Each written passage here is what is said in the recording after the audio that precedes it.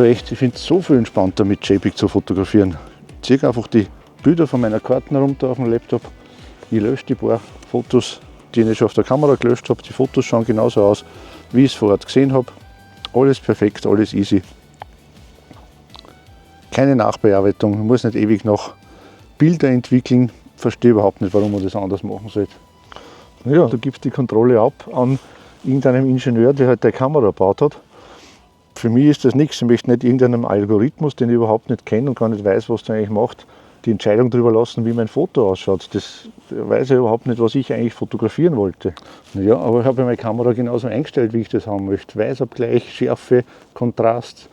Es ist alles genauso eingestellt, wie ich meine Fotos haben möchte. Und ich verstehe eigentlich nicht, warum ich dann daheim wieder alles von null frisch aufbauen sollte, wenn die Kamera das ja schon fixfertig so macht, wie ich das vorher eingestellt habe. Ja, weil du damit eine Entscheidung triffst, die du später nicht mehr rückgängig machen kannst. Wenn du irgendwas JPEG ist halt ein fertiges Produkt, da kann man nachher fast nichts mehr ändern. Und wenn da Lichter ausgebrannt sind, dann sind die eben weg. In meinem RAW kann ich das später immer noch retten, die Daten sind da. Ja, aber auch nur, wenn du falsch belichtet hast. Ich belichte ja richtig. Ich habe mein Histogramm eingeschalten, ich habe meine Zebrastreifen, ich mache genau die richtige Belichtung vor Ort und dann passt es. Du brauchst einen riesen Dynamikumfang ja nur, weil du schlampig arbeitest und vor Ort vielleicht nicht richtig belichtet hast und dann sicher gehen musst, dass du das nachher noch retten kannst. Ja, oder weil die Realität einfach mehr Dynamikumfang hat, als in der JPEG hineinpasst. Denk an heute in der Früh, der Nebel, die Sonne, die durchgekommen ist, da war ein heller Himmel und der dunkle Vordergrund. Bei deiner Kamera hat der Himmel schon sehr ausgebrannt gewirkt. Bei mir ist das kein Problem. Ich habe eine Zeichnung im Himmel drinnen und im Vordergrund habe ich trotzdem noch Details, weil ich aus dem RAW alles rausholen kann. Ja, genau. Dafür hast du jetzt wie viel Speicher auf dein Laptop belegt? 64 GB für ein kleines Early Morning Shooting. Da kommen wir mit der Hälfte aus. Was heißt mit einem Viertel? Weniger Daten, weniger Backup-Stress, weniger Chaos, mehr Fotografie. Ja, Speicherplatz ist heute wirklich kein Argument mehr. Das war vielleicht vor 10 Jahren, aber heute kostet 4 Terabyte Platten so viel wie ein guter Filter für die Kamera. Naja, es geht ja nicht nur ums Geld, es geht um den ganzen Workflow. Wenn du in RAW fotografierst, dann bist du dazu gezwungen, dass du nachher die Bilder entwickelst, dass du nachher vom Computer sitzt, ewig lang Maus schubst und da deine Bilder rauskitzelst. Ich habe die JPEGs fertig, wenn ich heimkomme und habe dann Zeit für andere Sachen. Ich muss nicht dann stundenlang nur Maus schubsen. Fotografie ist mein Hobby, nicht EDV und Informatik. Ja, das ist Ansichtssache. Ich sehe die Entwicklung nicht irgendwie als lästige Zusatzarbeit. Für mich ist das Entwickeln daheim ein ganz wesentlicher Teil und daheim am Rechner entsteht erst das Bild, das ich wirklich fotografieren wollte. Und da bin ich froh, dass ich RAW habe und alle Möglichkeiten habe, dass ich da nur Nuancen rausholen kann, Belichtung verändern, Weißabgleich, alles verändern. Und für mich ist tatsächlich die Entwicklung des Fotos daheim am Rechner ja genauso wertvoll wie das Arbeiten im Feld direkt an der Kamera. Das ist gleichwertig. Naja, schon alles schön und gut, aber das ist ja genau der Knackpunkt, weil die meisten Leute machen es auch nicht wie du. Die meisten fotografieren einfach RAW, sammeln gigabyteweise Fotos auf der Festplatte, legen dann vielleicht irgendein gekauftes Preset drauf und wundern sich, warum alle Fotos gleich ausschauen. Ja, sicher, da gebe ich dir recht, RAW ist kein Qualitätsgarant. Ne? Wer jetzt nur blind auf RAW setzt, wird nicht deshalb automatisch bessere Fotos machen, das ist ja eh klar. Genau, was ich sage, ein gutes JPEG aus einer gut eingestellten Kamera schlacht jedes lieblos entwickelte RAW bei weitem. Ja, natürlich. Trotzdem bleibt der technische Vorteil. Farbtiefe, Tonwertabstufungen, gerade bei großen Drucken sieht man das, dass man da einfach feinere Details hat. Das ist einfach technisch bedingt. Ja, wenn du das extrem aufziehst, vielleicht, aber wie oft passiert denn das schon? Die meisten Fotos landen irgendwo am Handy oder auf Instagram, auf Social Media oder sonst wo. Da reicht der JPEG, ein sauber belichtetes JPEG total aus und authentischer ist es obendrein. Ja klar, für Social Media absolut keine Frage, aber ich denke ja langfristiger. Ich will ja meine Fotos in 15 oder was ich in 15 Jahren auch noch bearbeiten können und dann vielleicht mit neuer Software noch bessere Bildentrauschung machen oder noch bessere Farbabstimmungen machen. Es ist für mich das Gleiche wie bei den Analogfotos. Ich habe meine Negative auch nicht weggeschmissen, nur weil ich einen 10x15 Abzug davon gemacht habe. Ja, das Zukunftsargument, ja.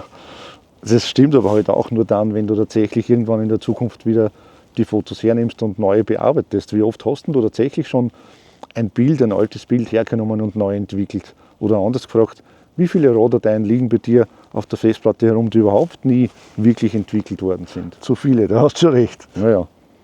Und dann muss man auch sagen, wer weiß, ob deine RAW-Datei in Zukunft überhaupt von irgendeiner Software noch lesbar sein wird. Bei meinem JPEG ist das anders. Da bin ich mir sicher, auch wenn ich das nicht verändern kann, auch wenn das jetzt ein fertiges Bild ist, aber das kann in Zukunft immer noch gelesen werden. Die alten JPEGs, die ich von meiner alten Diskette letzte Woche runtergezogen habe, kein Problem, kann ich auf jeden Rechner immer noch aufmachen.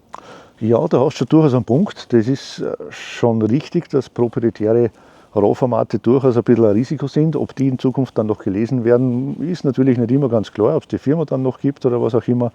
Aber darum darf man halt auch seine RAWs nicht unbedingt jetzt als Sackgasse sehen oder als Endablage, sondern das ist ein lebendes Archiv. Und wenn ich ein Foto habe, das ich wirklich entwickle, dann ist für mich auch wichtig, dass ich das in die Zukunft bringe, indem ich das in ein TIFF zum Beispiel umwandle und dann so auch garantiere, dass das in der Zukunft noch gelesen werden kann. Also alle meine wichtigen Fotos habe ich nicht nur als RAW, sondern als TIFF auch herausgespielt. Ja, freilich, dir traue ich das sogar zu, aber ich bin mir ganz sicher, der Großteil der RAW-Fotografen, die machen das nicht. Die sammeln dann nur gigabyteweise Datenmüll der Zukunft auf ihren Festplatten. Und JPEG zwingt dich halt, dich jetzt zu entscheiden, jetzt das Foto zu machen. Fix fertig, so ist es und dafür hat es Bestand in aller Ewigkeit.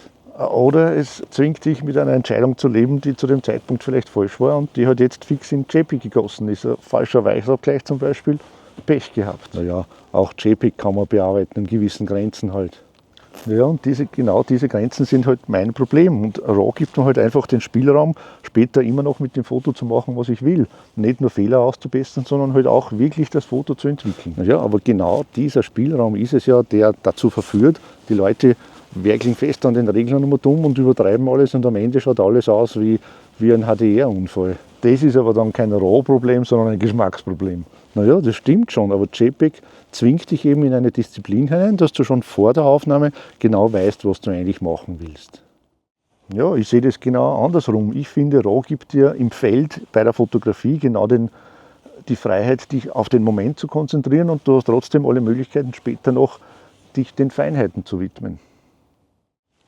Aber weißt du, wo ich RAW-Fotografen überhaupt nicht verstehe?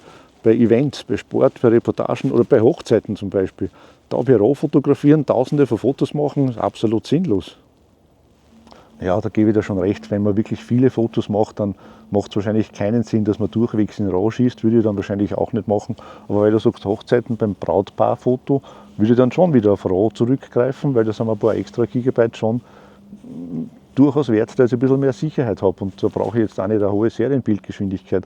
Aber beim Brautstrauß schwer werfen, dann würde ich vielleicht wieder auf JPEG umschalten, ganz klar. Ja, und ich habe schon gesagt, bei schwierigen Lichtverhältnissen, wenn es wirklich ein bisschen knifflig wird, da kann schon RAW auch die bessere Alternative sein, wie heute in der Früh. Da hätte ich mir sicher ein bisschen mehr Spielraum vielleicht sogar gewünscht. Ja, siehst du, und genau für das ist ja RAW gut. Warum schaltest du nicht einfach einmal um? Ja, vielleicht ist ja gar nicht das Thema RAW oder JPEG, sondern dumpfes Dogma versus kluge Entscheidung. Ja, viele reden ja über das Thema, wie wenn es eine Religion wäre. Naja, oder man hat es halt auf eine gewisse Art und Weise gelernt und macht es einfach so weiter, ohne dass man das großartig hinterfragt. Aber in Wirklichkeit ist ja RAW oder JPEG einfach nur ein Werkzeug, eine Einstellung. So wie, weiß ich nicht, 100 mm oder 50 mm kann man jetzt auch nicht grundsätzlich sagen, das eine ist böse und das andere ist gut. Es kommt ja darauf an, wie man es verwendet oder wie man es einsetzt. Ja, aber JPEG ist halt einfach klein, schnell, kompakt und zukunftssicher. Naja, und RAW ist flexibel, tiefgehend und sicher für zukünftige Bearbeitungen. Naja, sicher. Beides kann grandios und grauslich sein, je nachdem, wie man es halt einsetzt. Ne? Das ist eh klar.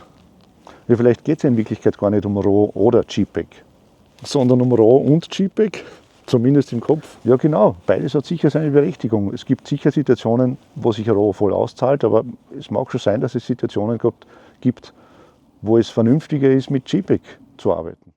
Ja, ich finde JPEGs einfach schnell, direkt und unkompliziert. Aber ich habe schon gesagt, kann durchaus Lichtverhältnisse geben, wo ein RAW besser ist. Oder wenn ich auch ein Foto habe, das mir ganz wichtig ist und wo ich wirklich alle Daten in die Zukunft mitnehmen will, ja, dann habe ich vielleicht auch mit einem RAW ein besseres Gefühl.